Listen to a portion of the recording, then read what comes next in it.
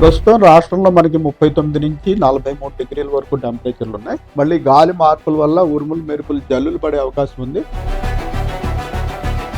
వేడిలో ఎండల తీవ్రత ఎలా ఉంటుంది? ముఖ్యంగా హైదరాబాద్‌లో ఎండల పరిస్థితి ఎలా ఉంటుంది? 45, 46 డిగ్రీలు ఉత్తర తెలంగాణలోను, అలాగే మన సిటీ ప్రాంతంలో 42, 43 డిగ్రీలు దాటి వెళ్ళదు. ఎల్-నీన్ ప్రభావం వల్ల ఈ ఎండల తీవ్రత ఇంతలా ఎక్కువగా కనిపిస్తుంది అంటున్నారు. ఏంటంటే ఎల్-నీన్ ఏంటి? అసలు దాని ఎఫెక్ట్ ఎంతవరకు ఉంది? పసిఫిక్ మహాసముద్రంలో ఉన్న టెంపరేచర్లు నార్మల్ స్థాయిని దాటి ఒక 0.5 డిగ్రీస్ పెరిగినా కూడా అది మాన్సూన్ మీద మనకి ప్రభావం చూపిస్తుంది.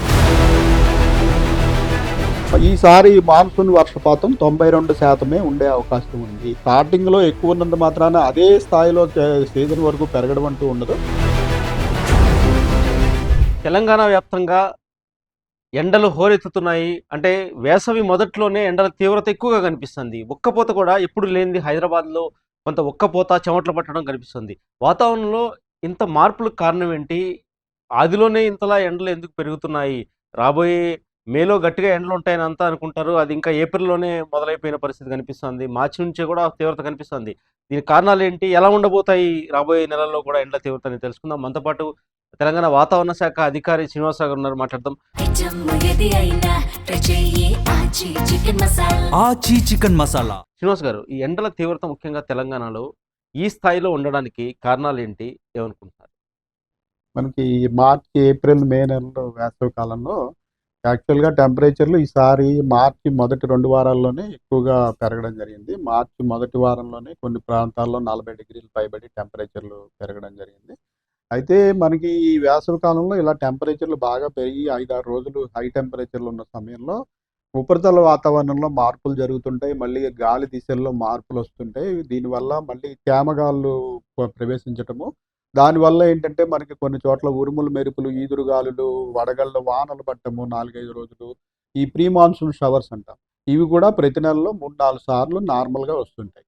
అట్లానే మనకి మార్చి 16 నుంచి ఇంచుమించు ఏప్రిల్ 2, 3 తారీఖుల వరకు కూడా రాష్ట్రంలో వివిధ ప్రాంతాల్లో ఈ ఉరుములు, మెరుపులు, జల్లులు, ఈదురుగాలులు, వడగళ్ళ వానలు ఇట్లా పడటం వల్ల టెంపరేచర్‌లు యాక్చువల్‌గా మళ్ళీ బాగా తగ్గి మార్చి నెలాఖరుకి చూసుకున్నట్టయితే సాధారణ స్థాయి నుంచి 2-4 డిగ్రీల వరకు పలు ప్రాంతాల్లో తక్కువ ఉండడం జరిగింది.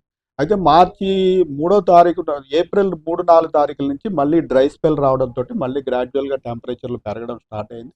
ప్రస్తుతం రాష్ట్రంలో మనకి 39-43 డిగ్రీల వరకు టెంపరేచర్లు ఉన్నాయి. ఇవి సాధారణ స్థాయి నుంచి 2-3 డిగ్రీలు ఎక్కువ ఉన్నాయి. ఇది కూడా సాధారణ పరిణామమే. ప్రతి నెలలో కూడా 2, 3 డిగ్రీలు సాధారణ స్థాయి నుంచి పెరగడము, ఇలా టెంపరేచర్లు గ్రాడ్యువల్‌గా పెరిగినప్పుడు మళ్ళీ మార్పులొచ్చి కొంచెం మళ్ళీ గాలి దిశల్లో మార్పులు రావడం వల్ల ఈ ఉరుములు, మెరుపులు, జల్లులు పడి 2, 3 రోజులు మళ్ళీ టెంపరేచర్లు తగ్గడము. అంటే ఈ స్టార్టింగ్‌లో ఎక్కువ ఉన్నంత మాత్రాన అదే స్థాయిలో సీజన్ వరకు పెరగడం అంటూ ఉండదు. ఇలా పెరగడము, ఈ పెరగడం వల్ల మనకి ఉరుములు, మెరుపులు, జల్లులు పట్టము, మళ్ళీ చల్లబట్టము, ఒక 4, 5 రోజులు మళ్ళీ టెంపరేచర్లు 4, 5 డిగ్రీలు తగ్గిపోవడము, మళ్ళీ పెరగడము. ఇది ఈ పరిణామం సాధారణంగానే ఉంటుంది. సో, ఈసారి కూడా ఇప్పుడు టెంపరేచర్లు 2, 3 డిగ్రీలు ఎక్కువున్నా మళ్ళీ మనకి ఈ ఈ రోజు నుంచి 4గో రోజుకి మనకి మళ్ళీ కొంచెం గాలిలో మార్పులొచ్చే అవకాశం ఉంది. కొద్ది చోట్ల మళ్ళీ ఈ ఉరుములు, మెరుపులు, జల్లులు, ఈదురుగాలులు ఇటువంటి వానలు పడే అవకాశం ఉంది. దానివల్ల మళ్ళీ టెంపరేచర్లు తగ్గుతాయి. మళ్ళీ డ్రై స్పెల్ వచ్చాక మళ్ళీ పెరుగుతూ ఉంటాయి. ప్రధానంగా ఒక్కసారి ఇప్పుడు ఎక్కడెక్కడ టెంపరేచర్స్ ఎలా ఉన్నాయి? ఎక్కడ ఆరెంజ్ అలర్ట్ ఉంది? ఏంటనేది ఒకసారి చెప్పగలుగుతారా? మనకి రాష్ట్రంలో ప్రధానంగా ఎక్కువ టెంపరేచర్లు నార్త్ తెలంగాణ ప్రాంతం, ఆదిలాబాద్, కొమరంభీం, మంచిర్యాల, నిర్మల్, నిజామాబాద్ ప్రాంతంలోను, అలాగే ఈస్ట్ తెలంగాణలో భద్రాద్రి కొత్తగూడెం, ఖమ్మం జిల్లా ప్రాంతంలోను, ఇటు రాయలసీమకు ఆనుకుని ఉన్న ఉమ్మడి మహబూబ్ నగర్ జిల్లా ప్రాంతంలోను ప్రతి సీజన్‌లోనూ కూడా అక్కడ ఎక్కువ ఉంటాయి. మిగిలిన సెంట్రల్ తెలంగాణలో ఈ ప్రాంతాల కంటే 2, 3 డిగ్రీలు తక్కువ ఉంటాయి. సో, ప్రస్తుతం కూడా మనకి హైయెస్ట్ టెంపరేచర్ వచ్చి ఈ నిన్న, ఈరోజు కూడా హైయెస్ట్ టెంపరేచర్ ఆదిలాబాద్ జిల్లాలో 43.3, 42.8 డిగ్రీలు ఆదిలాబాద్ జిల్లాలోను. నెక్స్ట్ 42.6 డిగ్రీలు మనకి నిజామాబాద్ జిల్లాలోను రికార్డ్ అయింది. అలాగే మహబూబ్ నగర్‌లో కూడా 41.5 డిగ్రీలు రికార్డ్ అవ్వడం జరిగింది. మన సిటీ అబ్జర్వేటరీలో నిన్న 40.6 డిగ్రీల టెంపరేచరు నిన్న రికార్డ్ అవ్వడం జరిగింది. శ్రీనివాస్ గారు, ఈ ఆరెంజ్ అలర్ట్ అంటే ఏంటి? రెడ్ అలర్ట్ ఏంటి? యెల్లో అలర్ట్ అసలు ఎన్ని రకాల అలర్ట్‌లు ఉంటాయి? ఎప్పుడు ఏ అలర్ట్ ఇస్తారు? ఇప్పుడు పరిస్థితి ఎలా ఉంది? ఈ టెంపరేచర్ల స్థాయిని బట్టి మనము అంచనా వేసి రాగల 5 రోజులకి ఏ జిల్లాలో ఏ రేంజ్‌లో టెంపరేచర్లు ఉంటాయని దాన్ని బట్టి 36-40 డిగ్రీల మధ్యన టెంపరేచర్లు ఉండే జిల్లాలకి యెల్లో అలర్ట్ పెట్టడం జరుగుతుంది. 41-44 డిగ్రీల మధ్యన టెంపరేచర్లు ఉంటాయని భావించిన జిల్లాల్లో మనం ఆరెంజ్ అలర్ట్ పెట్టడం జరుగుతుంది. సో, ఆ రకంగా చూసినట్టయితే ఈ రోజు మనకి ఉత్తర తెలంగాణలోని అన్ని జిల్లాలు, అలాగే పశ్చిమ తెలంగాణలోని సంగారెడ్డి, కామారెడ్డి, మెదక్, సంగారెడ్డి ఈ జిల్లాలు, అలాగే మనకి ఈ ఉమ్మడి మహబూబ్ నగర్‌లోని జిల్లాలు ఇవన్నీ కూడా ఆరెంజ్ అలర్ట్‌లో ఉంటాయి. అలాగే తూర్పులో ఖమ్మం జిల్లా కూడా ఆరెంజ్ అలర్ట్. మిగిలిన జిల్లాలన్నీ కూడా యెల్లో అలర్ట్‌లో ఉంటాయి. రేపు కూడా ఇంచుమించు ఇదే పరిస్థితి ఉంది. ఎల్లుండి కూడా మనకి కొన్ని ఈ హైదరాబాదు ప్రాంతం మటుకు ఎల్లుండి యెల్లో అలర్ట్‌లోకి వచ్చే అవకాశం ఉంది. గ్రాడ్యుయల్‌గా మనకి నాలుగో రోజుకెళ్ళినట్టయితే కొన్ని జిల్లాల్లో మళ్ళీ గాలి మార్పుల వల్ల ఉరుములు, మెరుపులు, జల్లులు పడే అవకాశం ఉంది. ఐదో రోజు చూస్తున్నట్టయితే మనకి ఓన్లీ నార్త్ తెలంగాణలోని 3 జిల్లాలు, ఇటు ఉమ్మడి మహబూబ్ నగర్ జిల్లా మాత్రమే ఆరెంజ్ అలర్ట్‌లో ఉండే అవకాశం ఉంది. మిగిలిన జిల్లాల్లో టెంపరేచర్‌లు కొంత తగ్గి 36-40 డిగ్రీలు ఉండే అవకాశం ఉంది.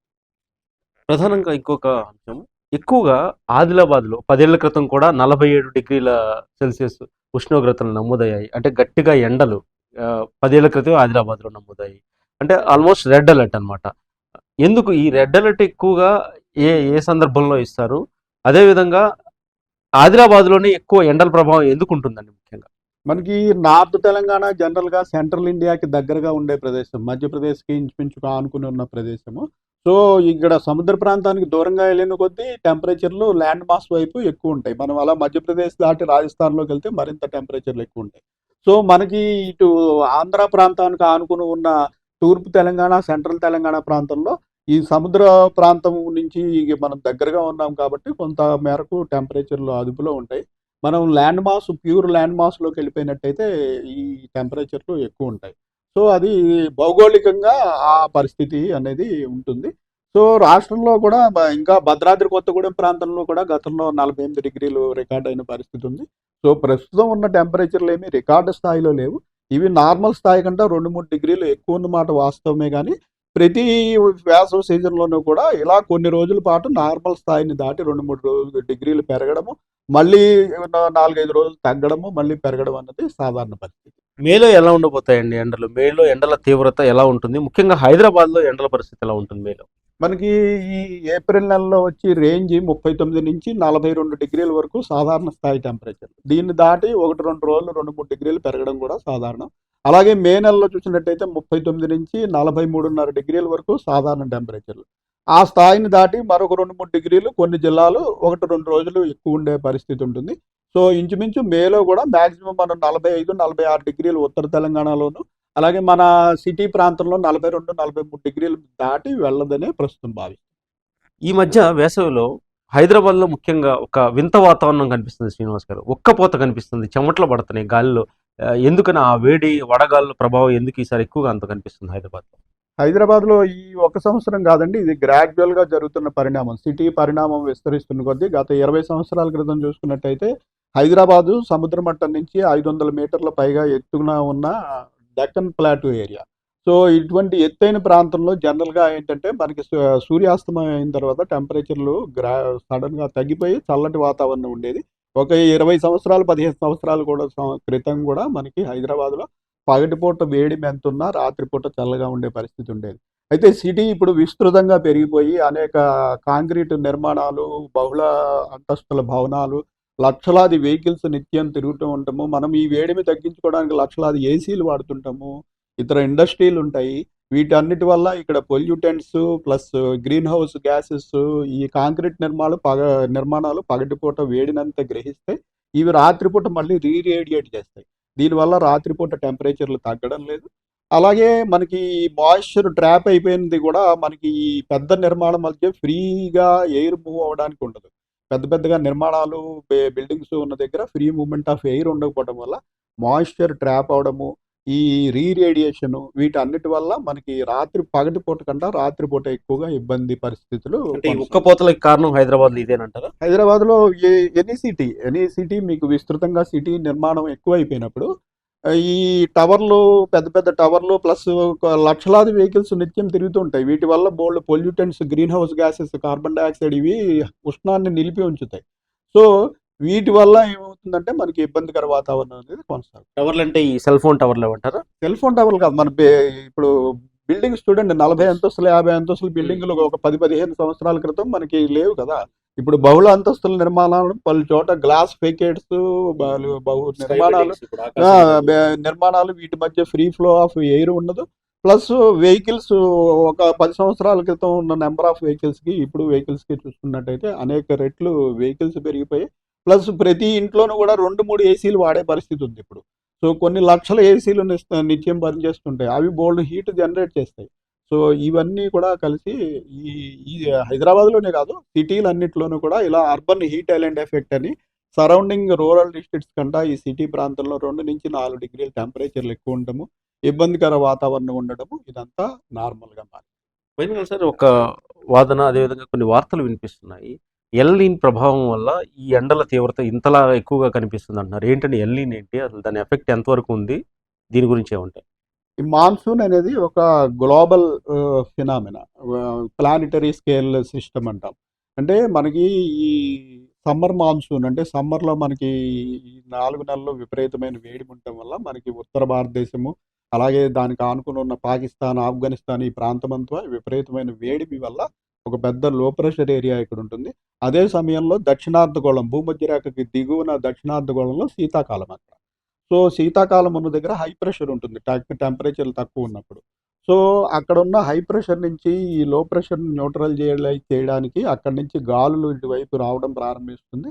ఇవి కొన్ని వేల కిలోమీటర్లు సముద్రాల మించి రావడం వల్ల చాలా మాయిశ్చర్ తీసుకుని వచ్చి ఒక 4 నెలల పాటు మనకి ఇండియాలో వర్షాలు పడతాయి. ఇది మాన్సూన్.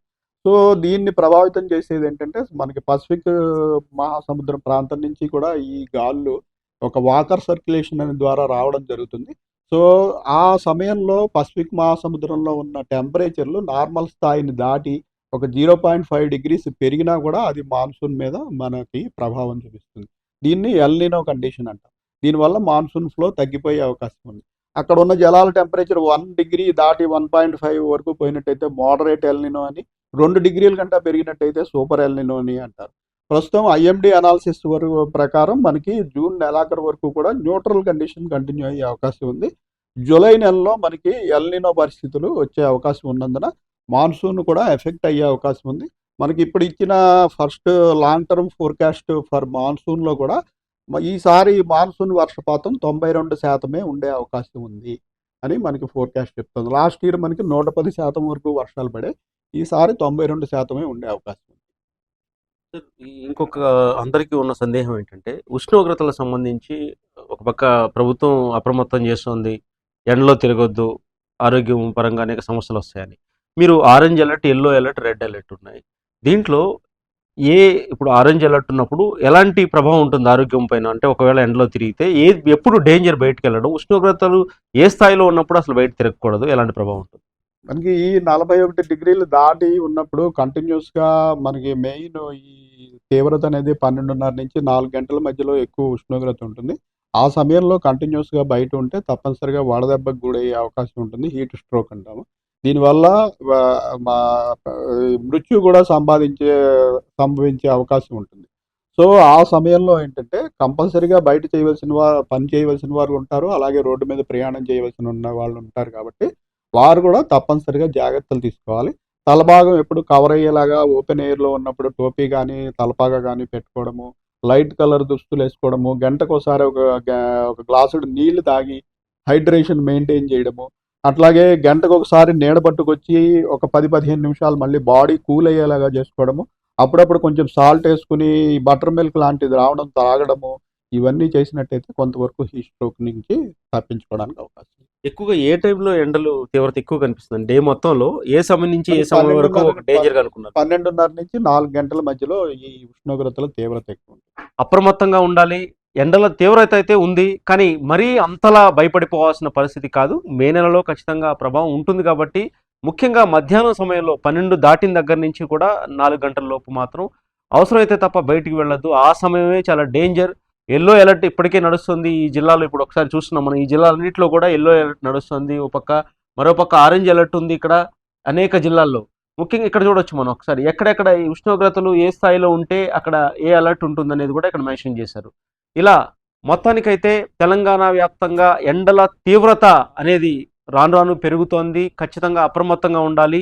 ఈ ఎండల తీవ్రత తగ్గే వరకు కూడా బయటికి వెళ్ళే వాళ్ళు తగిన జాగ్రత్తలు తీసుకోవాలి, వడదెబ్బ తగలకుండా అని చెప్పి కూడా వాతావరణ శాఖ అధికారులు సూచిస్తున్నారు. శేషు ఏపీ దేశం, హైదరాబాద్. ఆచి చికెన్ మసాలా.